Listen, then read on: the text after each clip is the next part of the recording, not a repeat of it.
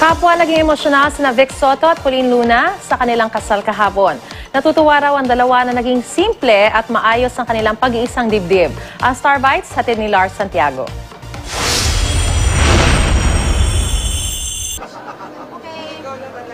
Natupad ang kagustuhan ni Vic Soto at Pauline Luna na maging simple at maayos ang kanilang kasal na ginanap kahapon sa St. James the Great Parish Church sa Alabang. Dinaluhan ito ng kanilang pamilya, malalapit na kamag-anak at mga kaibigan. It was good. We wanted it to be as simple as possible and as solemn as possible. I think achieved naman namin. Okay naman yung pagkaplano. Parang everything's working naman.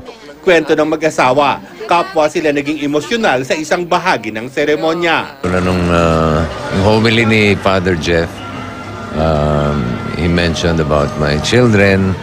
Alam niyo naman, pagdating sa mga anak ko, siguradong may tama. Doon din sa homily and siguro nung dulo na, nung nag-hug na kami. Kasi parang nag-flashback talaga all those years. And finally nga, now, we got married.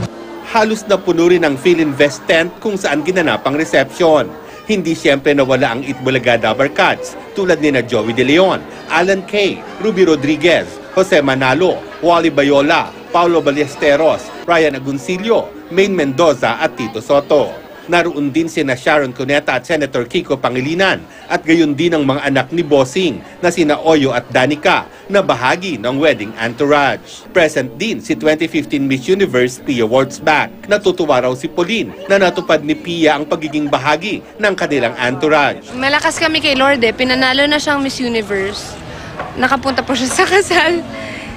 We're very happy and of course honored na nakadalo siya sa kasal namin. Ano naman kaya ang masasabi ni Bossing na Miss Universe ang bridesmaid ng kanyang misis? Sorry, pero meron akong sariling Miss Universe. Grabe naman! Grabe siya!